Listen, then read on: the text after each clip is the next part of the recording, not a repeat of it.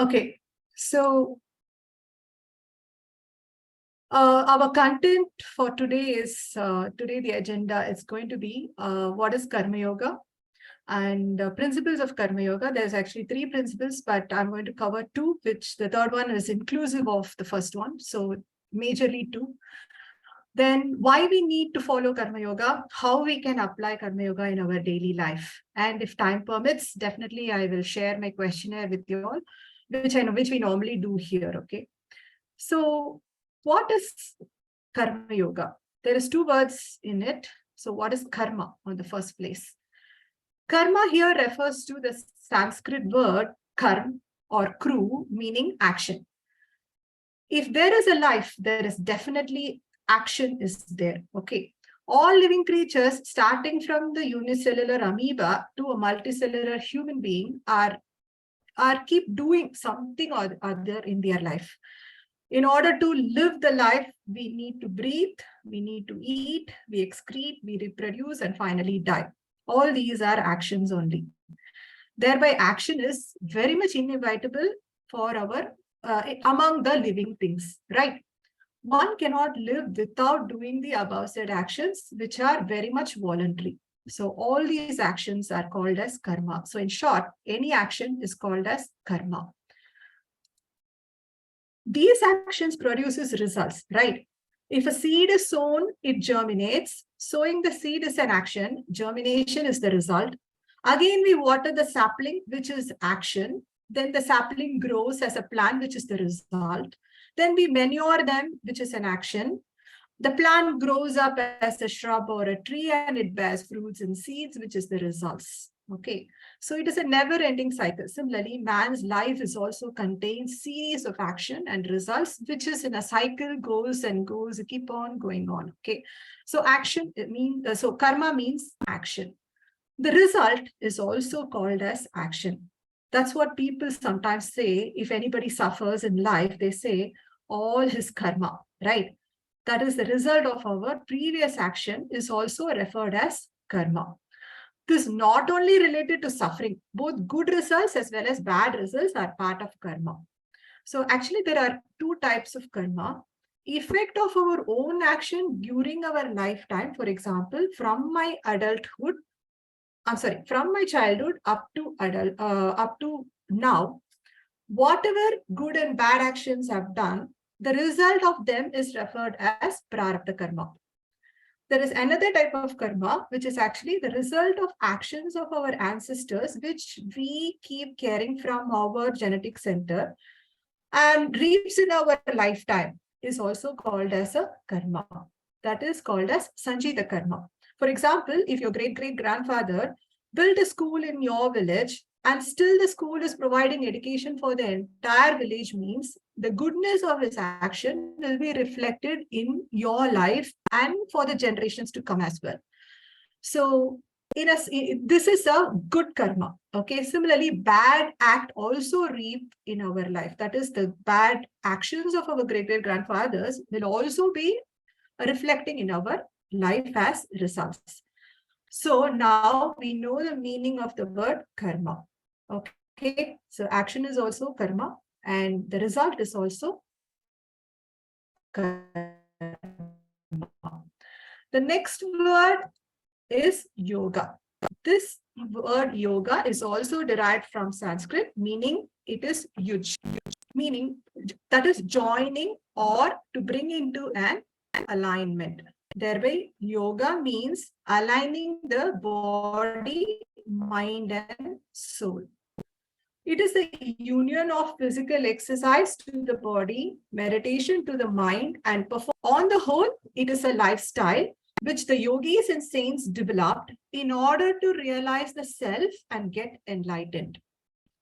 Okay, I hope the things are clear until now. Thereby, Karma Yoga means a system of ethics intended to attain freedom through unselfishness and by good works. It is a discipline of selfless action as a way to perfection. It is a way paved towards perfection. Okay. It also means selfless action performed without expecting anything in return. it is being performed for the benefit of others, not considering what it's going to bring back to me. Okay, so that this particular action in life is called as the Karma Yoga. Now, how can one develop such discipline in life? How to bring in this kind of morality in our day-to-day actions? Maharishi has simplified them and given to us in three major principles. Okay, they are actually awareness of the consequences of your action, gratitude, and cause and effect. When we say cause and effect, which is actually considering what will be the effect of my action. If this is the cause, if I'm doing an action, what will be the effect of it? If that is known as analyzing, that is known as the cause and effect, and which is already inclusive of the first principle. That is, if you are getting aware of the consequences of your action, then the cause and effect is already inclusive of that particular act. Okay, so now let's first see what is the awareness of the consequences of our action means. Before doing anything, put a question: what will be the result of my action? Your friend in your college is inducing you to have a smoke of cigarette. Before performing them, put a question: is this action gonna bring good unto me or to the society? Before switching on the TV for teleserial, ask the question: what is the result of me watching this serial? What I'm going to benefit out of it? We all know which will bring in good result out of these two scenarios, right? Which will bring bad result. We all know about it. Yet, you're not able to perform the right action in our life. Reason is, we do not have the momentary awareness applied at our thought level. That is the problem all about. Though it prompts, we are not listening to them as the mind is very weak. So the culprit is the mind. In order to strengthen our mind, we need to do meditation regularly and consistently. Okay, now let's move on to the next principle. So applying this awareness in your day-to-day, that is in your thought patterns, will keep you alert, and it will not allow you to perform such actions which are going to produce bad results in your life, either at the same time or in future also, either to you or to the fellow human beings also. Okay, so that's the first principle. Second principle is simply, I love this principle. Somewhere I have read the quote: gratitude and complaint do not coexist together. Absolutely right. When you're really feeling happy and very, very thankful about the situations around you, or for the things which are happening unto your life, you will definitely not feel any complaint, right? So if you're feeling complaint, that means you're not thanking about something, or if you're not happy about something, right? So these two components are exactly opposite of it. That is, the gratitude and the complaint are two different words, are two different emotions. They don't coexist together. We either stay happy with whatever is blessed unto us, or grumble and stay unhappy with all the complaints of life. So if you stay in awareness, if you start following the first principle, with you can really watch what your mind is munching all about. Is it singing the happy song of gratitude, or is it singing the sad song of complaint? This you will be able to identify. What am I thinking now? Why am I not happy? What is it that is disturbing me? Why am I not happy and thankful for whatever is happening around my life?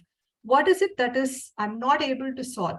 These kind of questions you will be able to analyze and come to a peace of mind, taking all the good things which happened in your life. So gratitude should be our base characteristics, which the mind should munch always in your day-to-day life. Okay, the life itself is a blessing, right? It is an opportunity given by nature for us to raise our soul and reach the godliness. Am I right?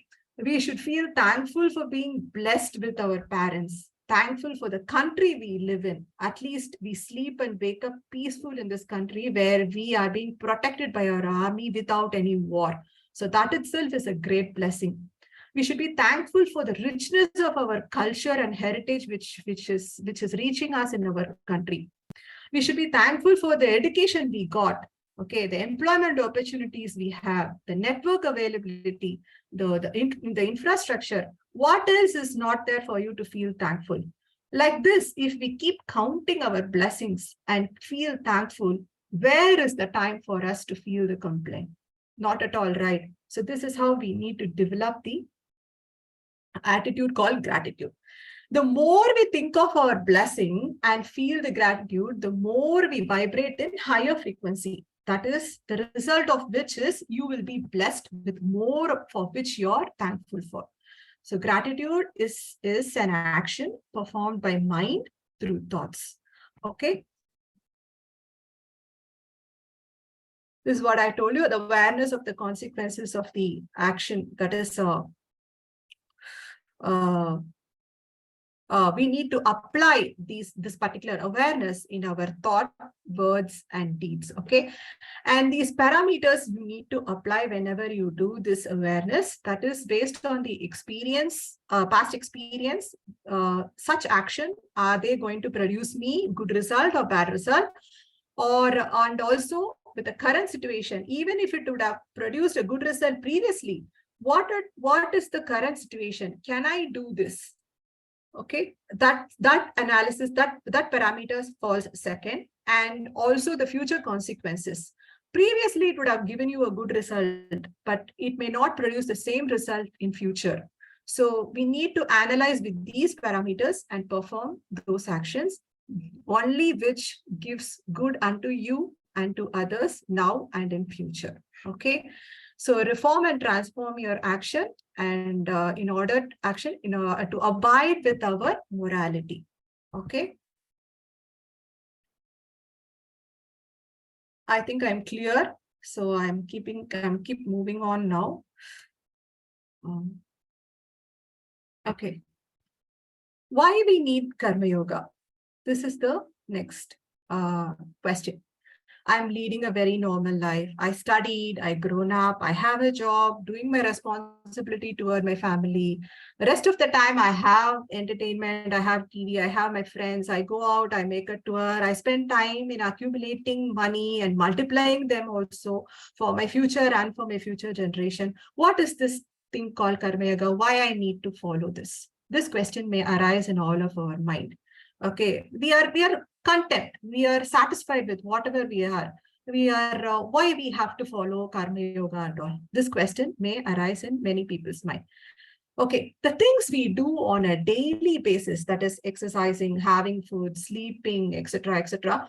These are all our daily responsibilities, which we do for ourselves. Okay, if you do them, there are no good karmas accumulated. Okay.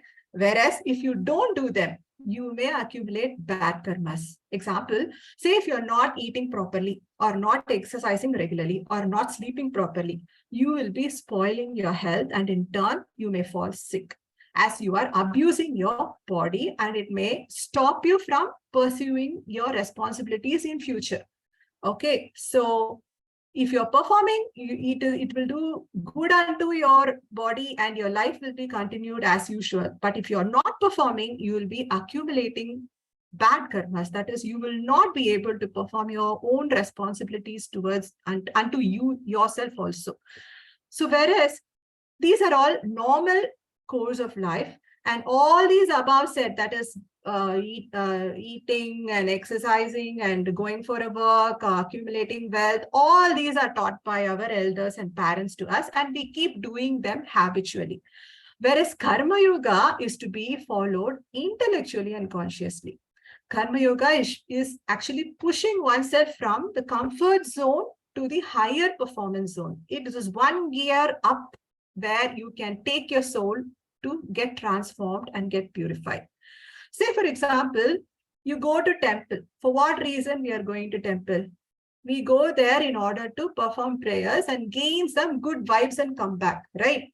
Instead, if you just go there and wander around and gaze around people, seeing what color that auntie is wearing, what color sari that auntie is wearing, what necklace she is wearing, what ornaments she is wearing, or what this guy is talking about market, if you are going to just gaze and spend your energy in such way and come back, is that the purpose met of going to the temple? No, right? So similarly, we came here as a human. We have taken birth as a human in order to raise our consciousness and realize the godliness within us. So if you're just going to be born as a human, live as a human, and go back, there is no difference between us and the animals, which also performs its own duties and responsibilities, right? But as a human, we do have something more than what a normal person could do. We need to identify that, and Karma Yoga helps us to do that. This is what our Guru Vethathiri Maharishi also told in one of his poem. I read the poem in Tamil first and then I'll explain. Unakum nalladai, urukum nalladai, ninaipadum seivadum nitya kadan. He has told. Okay, what he has said is, he's one step ahead, not only thinking good unto you and to others, you have to do it. Okay, and he says this is not a just one-time work. Okay, it is a daily core. You need to do this every day. This is nitya kadan. That means nitya is daily, and kadan is your response, your duty. Okay, and it is something which you borrowed and you need to give it back. Okay, so you have to do this every day. So if it is a daily work, then it is definitely, if you have to perform that such action, then definitely it is one step ahead of what other people have explained about Karma Yoga. Okay, so the main purpose of Karma Yoga is to perform our action in such a way where you will raise your consciousness, realize the divinity, and live a life of selflessness. Okay, so Karma Yoga have to be acquired intellectually. And Maharishi's poem, which I already shared with you all, that is about Nitya Kadan. And the purpose is to switch yourself from the normal zone to the higher zone. And it is, we are running behind a hustle bustle life. Am I right? Most of us are focused only on the materialistic growth. But Karma Yoga also gives you materialistic growth as well as spiritual growth. Okay. It has to balance our life between the material and spirituality. Karma Yoga is also very much helpful for us to understand the secrets of nature and align ourselves within it, and not enable us to misuse the signs not enable us to misuse the sign, and it will help us to understand what exactly is the nature is all about and what science is saying, where it is heading, and we will be able to balance ourselves among these two jargons. Okay, so this is the reason why we need Karma Yoga. I hope I made some sense. There are other types of yoga also available that is are being taught to us by our yogis and saints. Okay, the very first one is the Bhakti Yoga. It is all about worshipping, carrying out rituals, traditional practices, bhajans, slokas. And by performing all of them, we bring the mind to focus on the idol or picture, whereby slowly we get to realize the God. This is being instilled on us since our childhood, so that we understand, we have that faith, we develop that faith within us right from the childhood. But it has been misled by the name of religion. So the success rate can be only 70 to 80%. Next is the Jnana Yoga, where one given all the explanation of what is God, and we learn through books, scriptures, teachings of gurus, saints, scholars, etc. We gain the knowledge and realize the divinity through the knowledge. Okay, again, this becomes a challenge where the preaching and the teachings are either not done properly, nor it is being received correctly by the receiver. So there is a challenge in it. There is a chances for us to get misled, or the truth is hidden from reaching everybody. So that is there is a pitfall in it, and it is also not fulfilling 100%. Okay. Next is actually the Raja Yoga, where the divinity is realized through penance and tapas and meditations, whereby one gets the mental strength by practicing the Raja Yoga. The truth is, mental strength alone will not elevate one and stop him from her or from her. I mean, stop him or her from committing the sin. Actually, Raja Yoga is being practiced by Swami Vivekananda as well as by Hitler too. So, and well, we all know what is the history is all about, right? The missing part in Hitler is he did not do the introspection. That is, he did not check whether his thought is right or wrong, but he had such a strong mind, so he was able to enforce whatever he thought was right. Okay. Thereby, even Raja Yoga did not complete the loop of spirituality.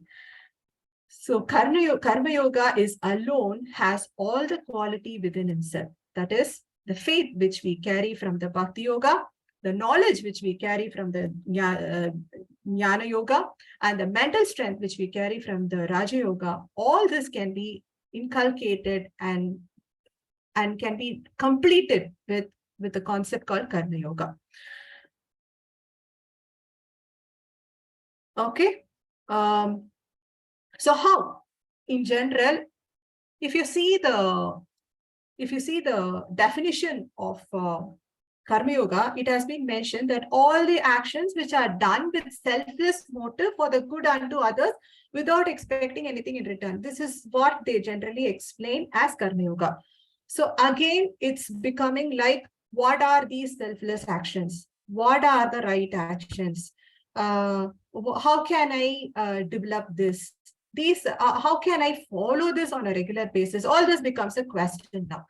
So this is where our system stands. Our system gives us Maharishi has given us in 10 steps or 10 things to follow, which becomes more easy for us to apply Karma Yoga in our daily life.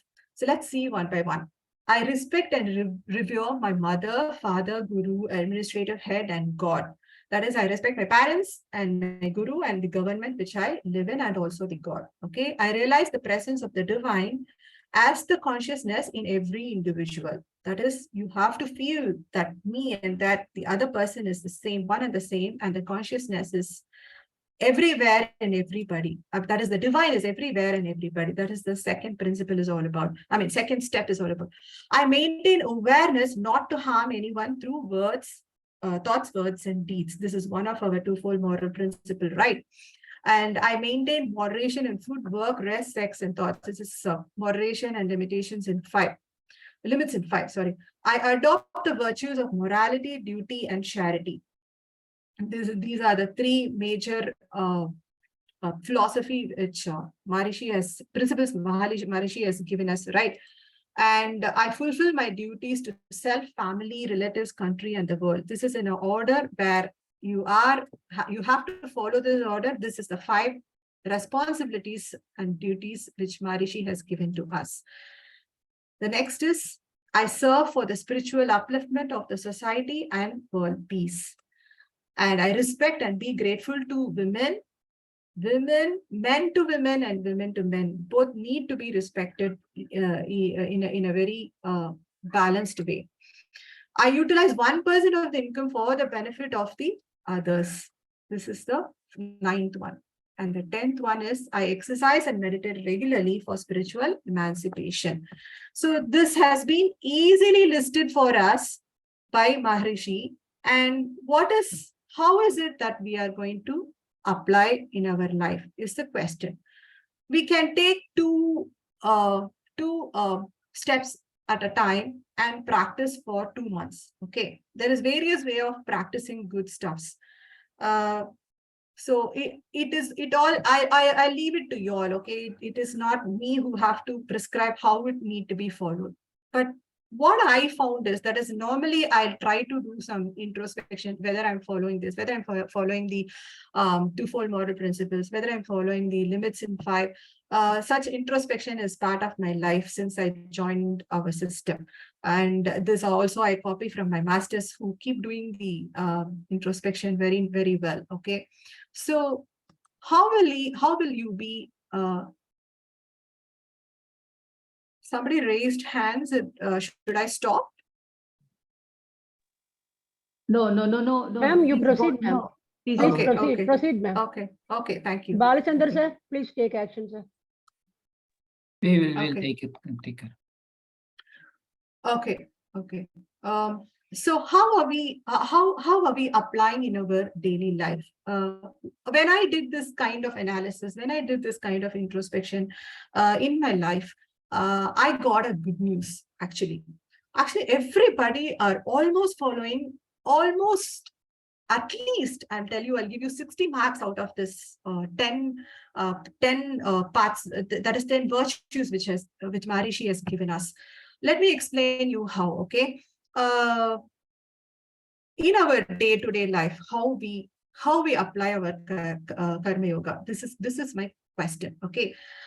There's a hardly number of benefits out of it, and that also I'll share with you. The benefits is actually prescribed in the book as well by Maharishi, but I will let you know how are we now, and what we are supposed to do in order to change that principle little bit, that is change our action little bit, so that we can adapt this karma yoga principle. Okay, so how are we now actually is, I am the one doing everything. This is a big egoistic characteristics which everybody follow, thinking that we are the best in the world and we are the only one who's doing everything in this world. Okay, and the second is blaming others.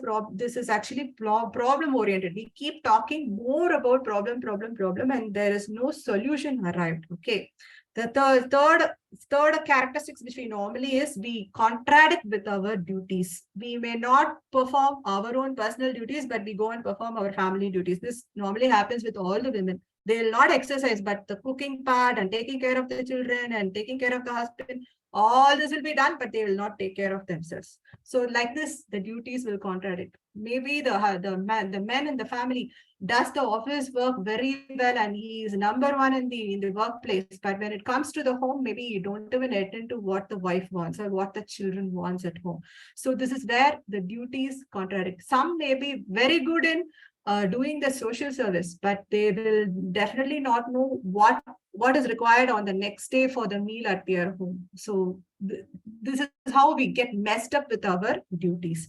And the fourth thing is, these are all how are we now. Okay, materialistically we are very much attached and we run behind that. Our whole life swirls around material only. Okay, how we can bring about a small shift and see how we can change this. Okay, let's take the first one. I am the one doing everything.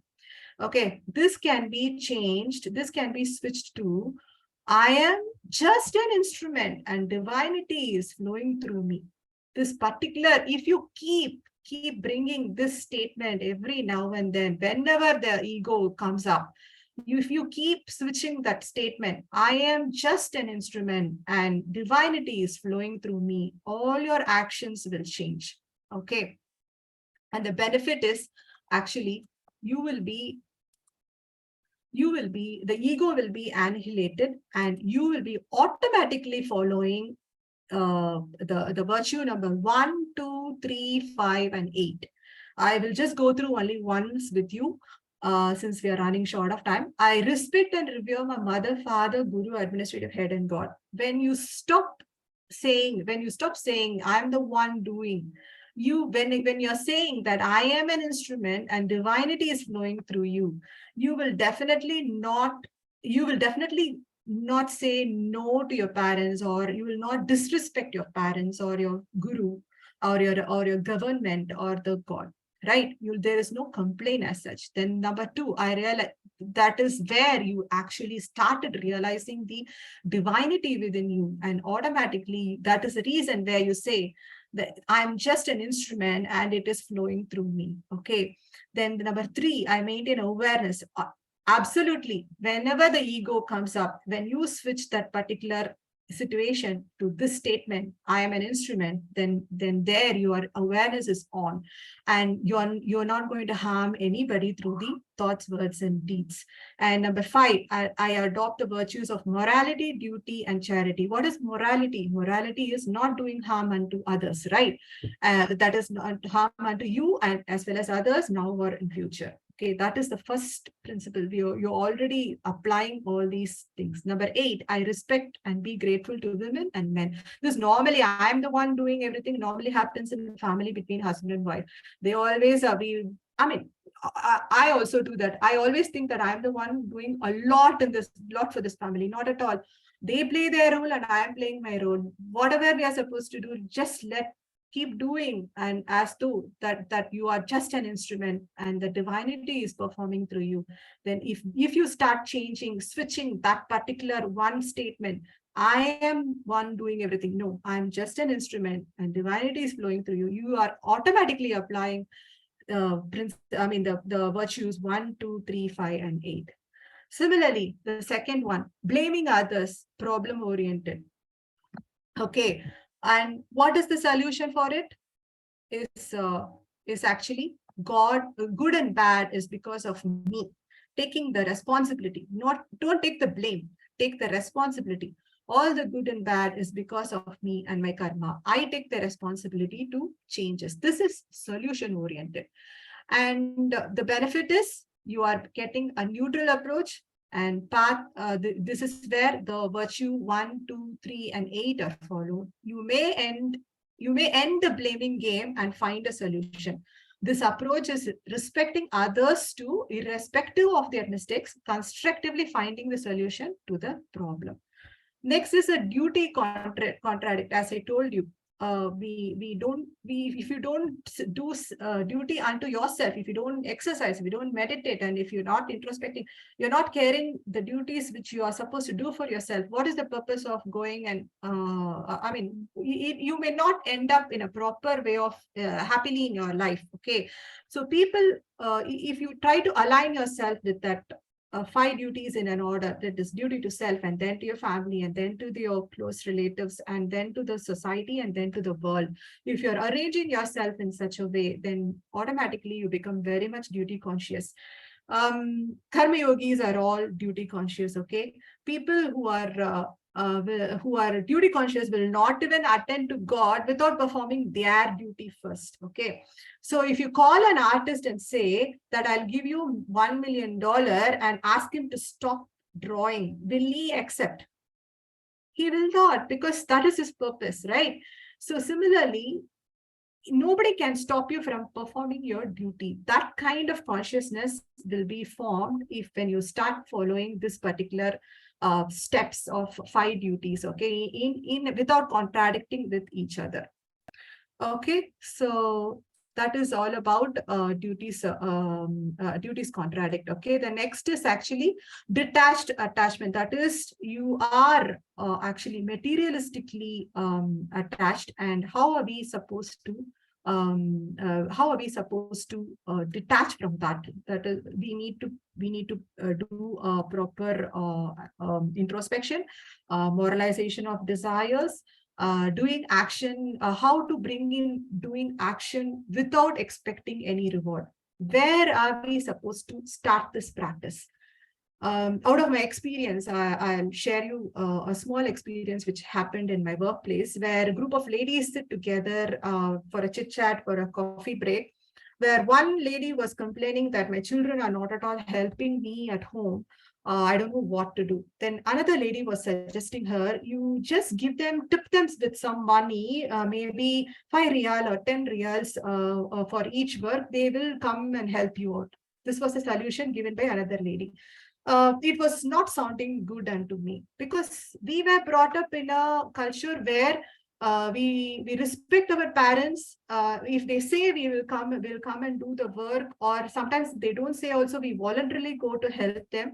But now the culture is totally different, where the children are being bribed with money in order to do their own household course. So what happened? What is this happening there?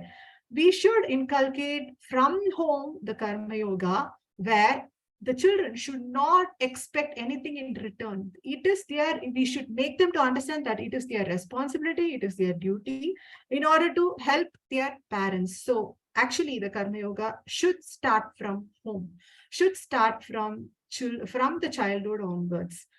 When it comes to the detached attachment, I can say I would like to talk about this Kamya Karma and Nishkamya Karma. Okay, there are two types of action men can do. Okay, if he knows that he will reap the benefit out of his action, then only that some people will do that action. But if he knows there is no benefit out of it, then they will not do that action at all. But Karma Yogis are not like that.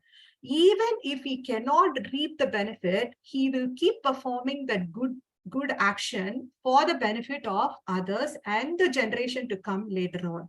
So people like Vivekananda, Mahatma Gandhi, our Vethathiri Maharishi, Abdul Kalam, etc. All these people are the pure followers of Karma Yogis. They follow Nishkamya Karma. Okay, that is, they don't have any affection or any expectation out of their action. They perform their action for the benefit of others, even if they are not going to gain anything out of it. So there is no desire for any rewards for them. So all the above mentioned personalities are the true followers. That is like our Maharishi. They are all follow the true karma yoga. Okay, they adopt the virtues of morality, duty, and charity in life. They fulfill one's duty to self, family, relative, country, and to the world later. So this is how we can apply our Karma Yoga very simply in our life. And once we start applying, once we start just bringing in a little bit of shift in our approach towards life, we will be able to definitely cover all the 10 points, all the 10 steps which Maharishi has given us. That's what I have analyzed and brought it. That's what I would like to share over here. So it's very easy to apply Karma Yoga. It's not tough at all. Just we need to do wherever we are, whether our ego is heading, or are we blaming somebody? Are we performing the duty in the order? Are we really attached towards the material, or are we detaching themselves? This kind of questions will definitely allow you to follow the 10 steps easily. So to summarize, we saw the definition. So selfless action expecting no returns is called as Karma Yoga. Actions should be for the benefit of self as well as others on a daily basis. Okay. So 3 principles of Karma Yoga is awareness of the consequence of your action, and gratitude, and the cause and effect. Karma Yoga is the best among all types of yogas. Reason being, it is inclusive of all yoga. It is the yoga which performs the action, combining the bhakti, jnana, and meditative practices. That is Raja Yoga. So 10-fold path virtues are given to us by Maharishi. It is in a very simplified format, and the practical application will definitely bring